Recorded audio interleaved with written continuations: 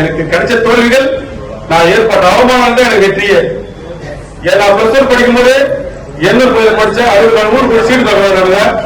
ஆனா அதே 64 நான் சீஃப் கெஸ்ட் எந்த நிகழ்ச்சியா இருந்தாலும் எவனையும் அடிக்கணும், எவனையும் சொல்லணும் நினைக்கவே இல்லை. ஆனா இந்த நம்ம திருநெல்வேலியில ஒரு பேருந்து ஊருமே இருக்கும். அவன் துரோகம் பண்ணான்னு தெரியும், ஆனா சாப்பாடு இருக்கும். அவன் நம்ம கெட்டதான் பண்றான்னு தெரியும், அவனால இருக்கிற நிறைய விஷயம் நம்ம இழந்திருப்போம், நிறைய அவமானப்பட்டிருப்போம். ஆனா நம்ம தட்டுல சோறு இருக்கும்.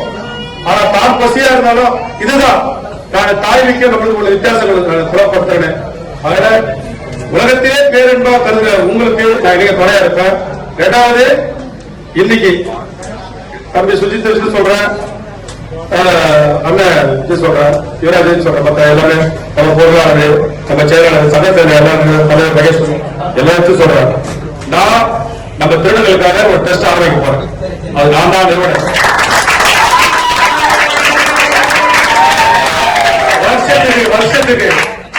வருஷத்துக்கு 10 வீடு நான் கட்டி தருவேன். ஆமா, எவ்வளவு சொல்லக்கூடாது. சுடுகாடு அவங்க அவருக்கு இல்ல, ஒரு ரமணி தரல. எப்படியா 10 அடுக்கு மாடி கட்டுறதா சுடுகாடு தான். நான் சொல்றேன், நான் வீடு கட்டி தருவேன் உங்களுக்கு. ஆனா அது சின்ன டெஸ்ட் வச்சிருக்கேன். நான் 100 பேரை கூப்பிடுவேன். ஆனா யாருக்கு தனிப்பட்ட தரமாட்டேன். 100 பேர் கூட்டல் எழுதி போடுவேன். என்னோட சக்திக்கு உட்பட்டு எந்த வீடு கட்டி தர முடியுமோ சொந்த வீடு தான். அது 10 பேர் தொடர்ந்து பச்சையே கூடாது. ஆனா அந்த ஏப்ரல் 15 கூடி சீக்கிரம் முடிஞ்சதுன்னா பண்ணிடலாம். அந்த காலம் எடுத்துக்கிறேன். ஆனா அது அச்சீவ்மெண்ட், என்னோட வாழ்நாள் கனவு இதான்.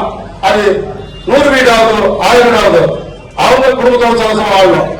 கோடி கோடியா சம்பாதிச்சாலும் சரி, என்ன பண்ணாலும் சரி, நீங்க பசியோடு படக்கூடாது, சந்தோஷமா தான் படுக்கணும்.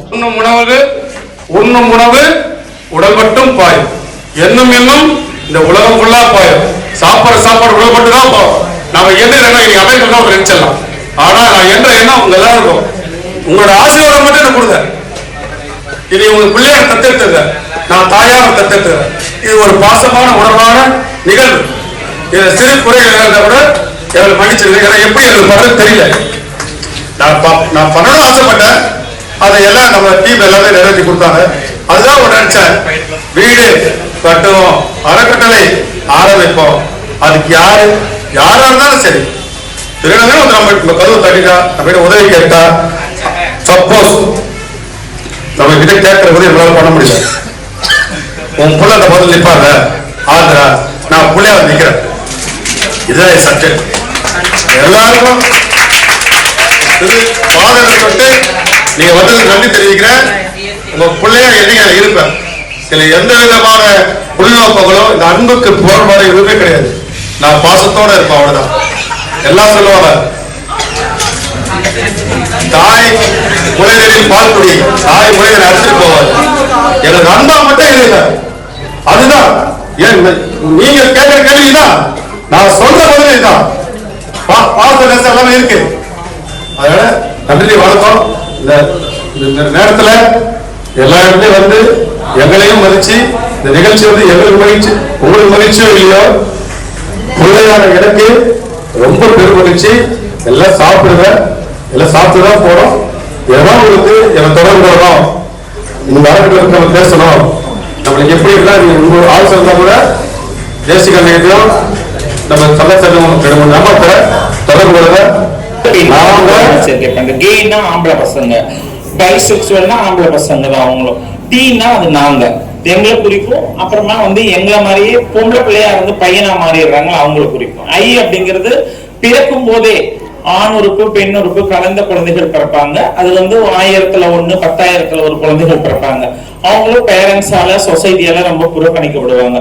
கடைமட்டத்தை ரொம்ப கீழே இருந்து ரொம்ப கஷ்டப்பட்டு உருவாகி வந்தவங்க நாங்க திருநங்கைகள் திருநம்பிகள் இடைப்பாளையத்தவர்.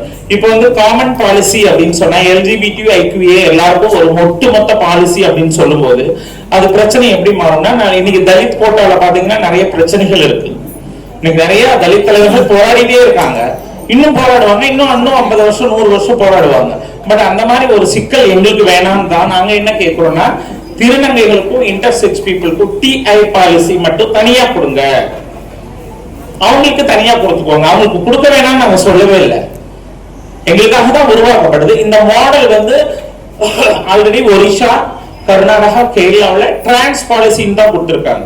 2014 ஜட்மெண்ட்லயும் எல்ஜிபிக்கான எந்த குறிப்பையும் ஜட்மெண்ட் அறிவிக்கல. 2019க்கான சென்ட்ரல் கவர்மெண்டோட ப்ரொடக்ஷன் டிரான்ஸ் ப்ரொடக்ஷன் ரைட்ஸ் பில்லையும் எல்ஜிபி பத்தி ஒரு வார்த்தை கூட குறிப்பிடப்படல. ஆனா இங்க திராவிட மாடல் அரசுக்குள்ளார ஏதாவது வந்து இனோவேட்டிவா பண்ணுவாங்கன்னு சொல்லிட்டு எல்ஜிபிக்கும் சேர்த்து பாலிசி கொடுங்கன்னு ஃபைட் பண்றாங்க. யாரு? எல்ஜிபி டீம்காரங்க.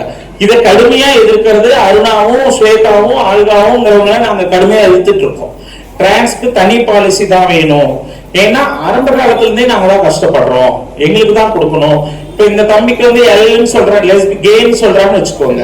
இந்த தம்பிக்கு ஆதார் ப்ரூஃப் இருக்கும், சாரி தம்பி கோச்சுக்கானா, ஓட்டர் ஐடி இருக்கும், வீடு இருக்கும், பேரண்ட்ஸோட சப்போர்ட் இருக்கும், அண்ணன் தம்பிகளோட சப்போர்ட் இருக்கும், சொந்த பந்தம், பொண்ணு கட்டினது பொண்ணு கொடுத்தது எல்லாத்தையும் சப்போர்ட் இருக்கும். எங்களுக்கு என்ன சப்போர்ட் இருக்கும்?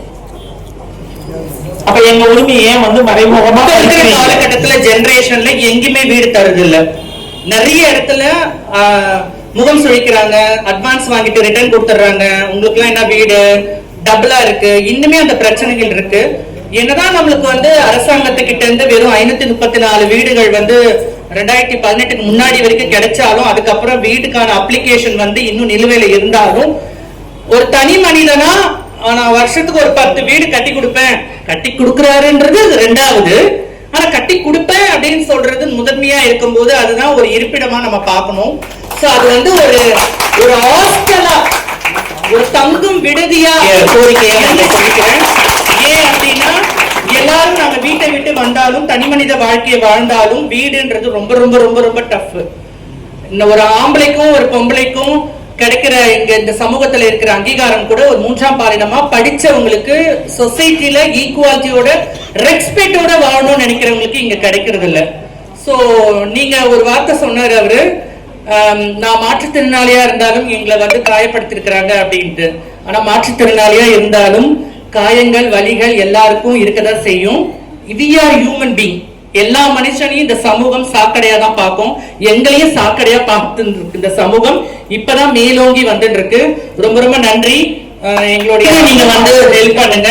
யாருக்கு எது சரியா போய் கிடைக்குதுன்ற மட்டும் கொஞ்சம் பாத்தீங்கன்னா நல்லா இருக்கும். And media personality Mila baby actor and model சொன்ன உடனே சில பேர்லாம் வரமாட்டாங்க கம்யூனிட்டில இருந்து, சொன்ன உடனே நான் வரேன் அக்கா அப்படின்னு சொன்னா